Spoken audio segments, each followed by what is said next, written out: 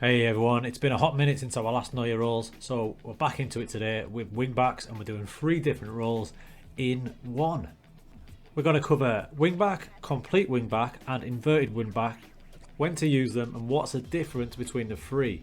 Now we've got 3 players there, 2 are absolute legends, one's an upcomer. They cover the 3 different roles. So a natural wingback, I would say Roberto Carlos. Complete wingback, Dani Alves. An inverted wingback, João Cancelo. Not his favoured position, but the one Pep's been using him in recently. Let's get to it. 3 different roles, so what are the differences? So if you take a wingback standard, his main purpose will be up and down the flank, with defending involved as well, but he'll stay predominantly wide. An inverted wingback, his runs will be forward thinking, but different. They will go predominantly into the middle there, providing extra help for the centre midfielders, but he'll still do the defensive work out wide. Complete wingback is that. He's more of a complete player, but he'll spend most of his time attacking. He'll be most of the time in these areas here, but he'll always have the inclination to go a little bit inside as well. So a bit of a hybrid of the 2 roles. Hopefully these clips will give you a better understanding of each different role. Below is an example of a normal wingback in action. Now the wingback I have highlighted there is Little. You see him? So his defensive position is starting as basically an aggressive fullback in line with his other defenders. Now we've won the ball back, you can see he's set off. He's got a player in front of him, but he's always going to look to overlap because he's a wing back. If he was a full back, he'd maybe hold back a bit, but because I've got it set as wing back, he's going to bomb on. Let's see how it unfolds. There you go, you see he's still going. Now even though the player in front of him has got the ball in a great position, because he's a wing back, he's going to carry on bombing on. He keeps going, he keeps going. The player holds it up, it finds him right in the corner there, basically in a winger's position, whips it in, bang, in it goes. The other key point to that is that his start position is there, in line with the centre back, so he always starts a bit further back, whereas a complete wing back will start higher up the park. Complete wing back is what I want to show you now. Now I've got this player here, Ricker, set as a complete wing back. Complete wing backs basically just want to affect the game in the opposition half all the time. They don't want to be concerned with defending too much. Basically like Dani Alves at Barcelona, he had that free reign to run. Now if you look Ricker there, got absolutely no concern about the fact that his centre back's all by himself.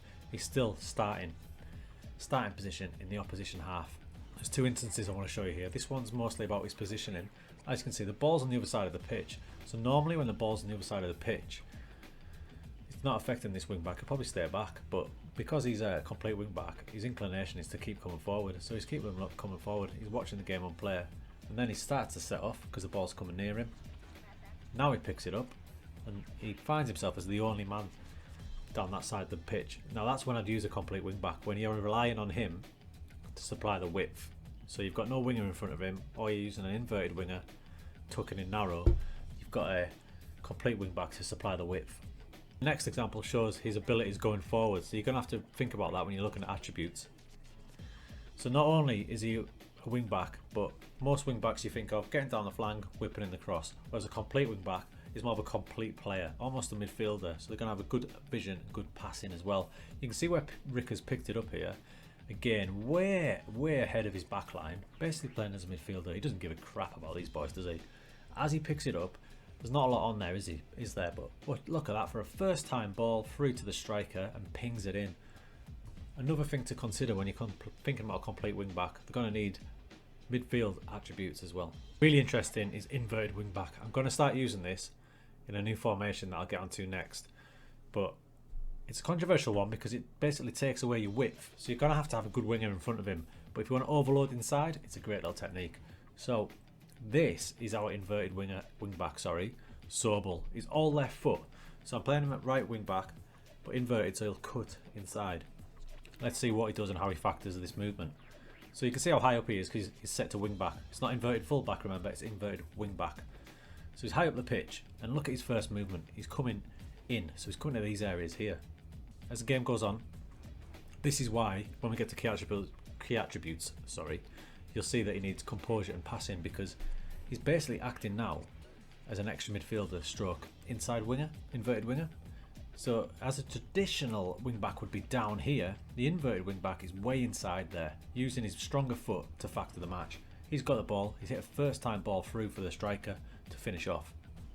He's an extra weapon for you. That's what Cancelo's doing for Man City at the minute.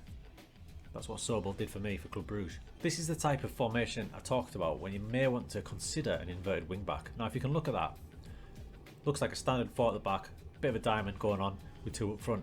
But I don't want my midfield to get overrun because there's a bit of a gap there. I've got 1 holding and 1 advanced, so it's not as solid as it may be. Also, I've got a winger in front of my inverted wing back, so he's basically going to do that duty up and down there. So do I really need him to back him up?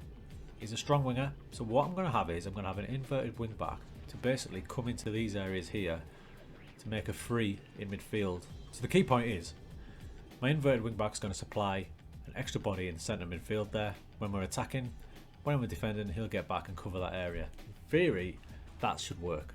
The other extreme, when never to use it, would be that scenario there. I've already got 3 in midfield and I'm basically going to have 0 width up and down here, so he would then come in here. There's so many players in there, no width. Extreme example, but hope you get the picture. So hopefully you saw in them clips the little differences between the 3 types of wing backs. Now I've got the key attributes there. Wing back and complete wing back first. You're looking for crossing, pace and acceleration because they're going to be doing the lion's share down the flank, up and down, which ties in with stamina and work rate because they're going to be working the socks off, especially if you haven't got a player in front of them. So think if you're in a back 3 or a back 5. Tackling, going to have to do a bit of defending. There's a little asterisk there because the complete wing back, not going to bother with that too much. Remember that, he's going to be super aggressive.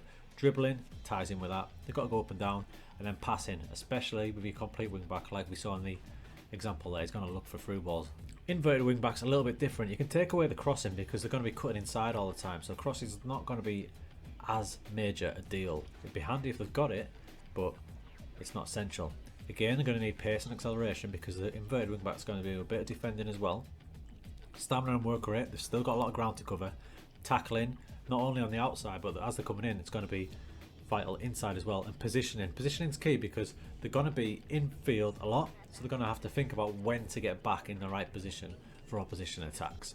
3 great roles, 3 slightly different, all depends on your system on how you use them.